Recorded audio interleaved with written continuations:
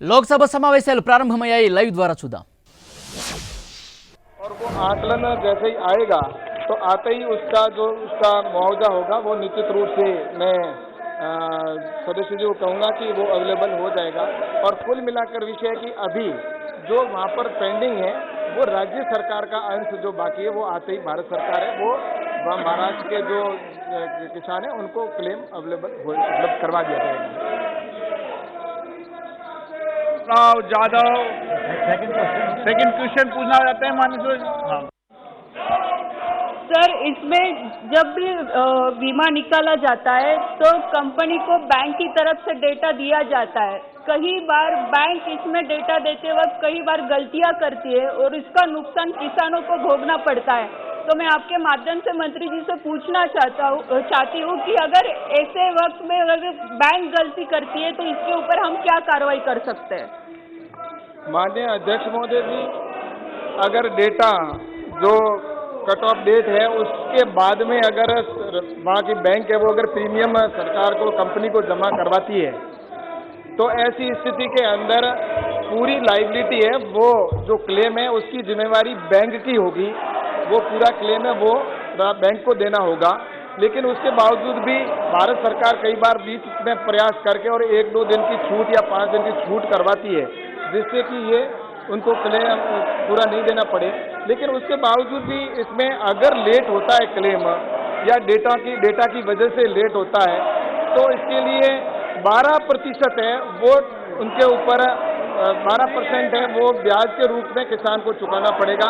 और अगर राज्य सरकार इसमें देरी करती है तो राज्य सरकार को भी यही है कि उसको भी 3 माह के बाद में अगर करते हैं तो 12% उसके ऊपर ब्याज सहित उनको किसानों को क्लेम दिया जाता है। तो अगर बैंक भी अगर गलती करेगी या बैंक के डेटा की अगर कमी रहेगी तो इसके लिए किसान को परेशान होने की जरूरत नहीं है। किसान को पूरा क्लेम मिलेगा और बैंक अगर डेटा नहीं अवेलेबल कराएगा तो भी बैंक को पूरा जो क्लेम की राशि है वो किसान को देनी पड़ेगी। इसलिए किसानों के लिए विशेष जो नई गाइडलाइन बनी है जैसे प्रधानमंत्री जी के नेतृत्व में जो नई फसल बीमा नीति लागू की है उसमें किसानों को विशेष तौर से उसमें सिक्योर रखा है कि किसान को किसी प्रकार का नुकसान नहीं सहन करना पड़े। Demand for intervention situation arising of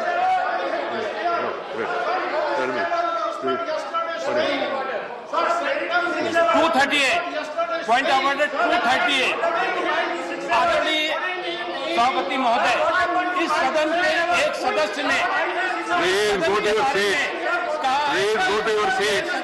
otherwise you will be named and action will be taken. This is not allowed. Nothing shall go on record, nothing shall be shown. Sir, I wanted to repeat, sir. Point of order 238. 238 You go to your seat. Use of offensive expression about the conduct or proceeding of the house or any You are crossing all the limits.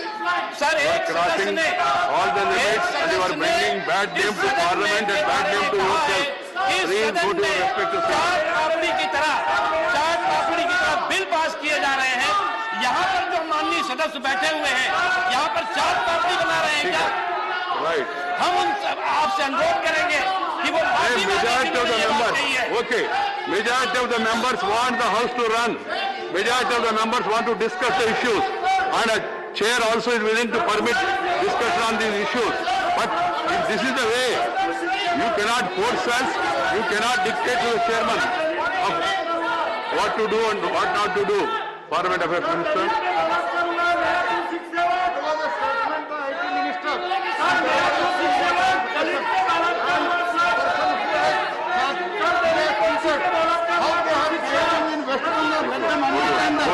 And how much bill they have passed.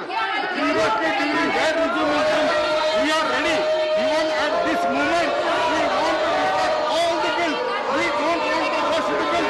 We don't want to pass the bill without discussion. This point I would like to make clear. But one particular member from TMC, he has insulted the parliament. He has insulted the people of India who are elected the members of parliament, sir. It is a greatest insult, and using such phrase is most unfortunate. Please go to your seat. And if he has false sense. He should apologize to the country and parliament. Please go to your seats and then allow the house to function. People are watching, children are watching.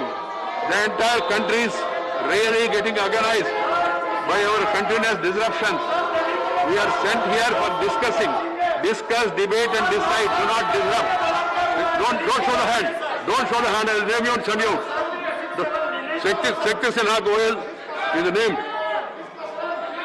You can't show accusing finger against the chair. You have to understand this. Being a senior, you will be harming yourself. I am telling you. You're an upcoming parliamentarian. Don't do this. Nobody can dictate to the chair. Nobody can show an accusing finger. Understand? And go to your seat. And the house is adjourned to meet at 4 PM. समस्या होगी उसका समाधान भी करने की उनकी जिम्मेवारी होगी। सदस्यगण, मंत्री महोदय, प्रश्नकाल महत्वपूर्ण समय होता है और आज किसानों पर महत्वपूर्ण चर्चा हो रही है। मैं आपसे आग्रह करूंगा, माननीय आप अपनी अपनी सीट पर जाकर विराजे, किसानों के महत्वपूर्ण विषयों पर चर्चा करें, सरकार की जवाबदेही तय कर सके और किसानों की समस्याओं का समाधान हो सके। आप चर्चा नहीं करना चाहते, संवाद नहीं करना चाहते, तख्तियां लाकर संसदीय परंपराओं का अपमान कर रहे हैं। प्लीज जाइए अपनी अपनी सीट पर और किसानों के मामले में महत्वपूर्ण मुद्दों को उठाइए। Question number 202 Sadashiv Khodke.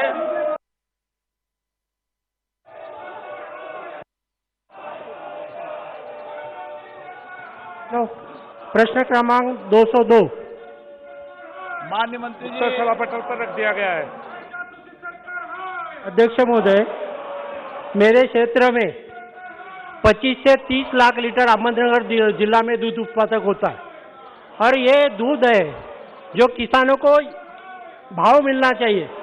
अध्यक्ष महोदय, जो मेरे क्षेत्र में अहमदनगर डिस्ट्रिक्ट में 25 से 30 लाख लीटर दूध निर्माण होता है, वो गाय का जो खर्चा आता है, एक गाय खरीदी करने के लिए 1 लाख रुपया खर्चा आता है और उसको गाय के लिए 17 से 18 साल तक उसका उम्र है।